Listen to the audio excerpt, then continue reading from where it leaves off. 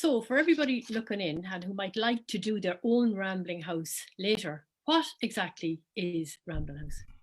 Well, the Rambling House Lockdown Edition is very much kind of a pivot of Rambling House, and the idea is that people can safely stay at home and have a Rambling House, and they can then ask their grandparents or any other relatives to join in and just have a good night's entertainment. Now, my thinking is that everyone is a bit of a captive audience these days, and wouldn't it be great if we could just kill a few hours with revealing a few things about ourselves, having a bit of crack, and getting into character, doing something a little bit differently.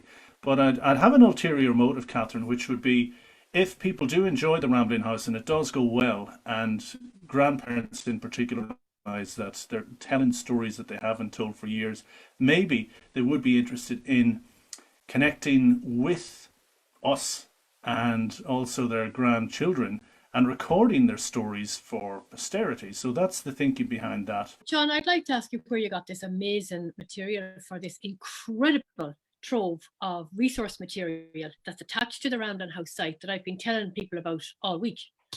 Really interested in that. That's the Well, thank you very much. great resource. Whatever about the bashing that goes on about RTE and what they do or don't do well, they do have a great archive, and we're able to access it for free. The same with the IFI.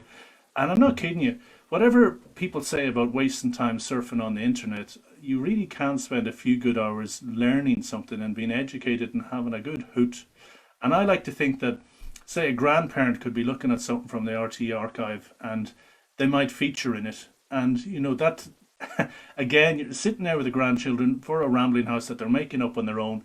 It could just make for a great night's crack and teasing and slagging and whatever else. But the material's out there. I'm just simply bringing it to people's attention. So I regard it just as curating material that the state is already giving us. But there's great material as well there from the Smithsonian, and I remember years ago going to that pop museum in Seattle and remember thinking, wow.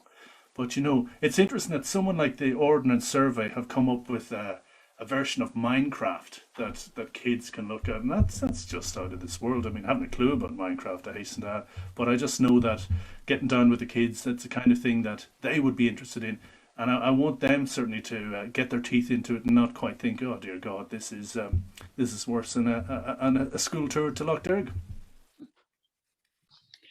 Okay, and last question, John. How does anybody get in touch with you and the Rambling House if they want to do that? Yep, well, they are more than welcome to send an email to info@ramblinghouse.ie, or if they care to send a message on Facebook, in particular on the Rambling House Facebook page. I'd welcome any feedback if they've done, say, a Rambling House and everyone's happy to put their picture up or anything like that. I mean, we want to be immersive here and get a bit of feedback. And we would ask that people give it a go, whatever about the reservations are thinking, God, this sounds like it's going to be a chore. I don't think it is. You just need to settle in. And sometimes you need to take a leap of faith and try out a Rambling House at home, see where it goes. You might enjoy it, you might not, but there's only one way to find out.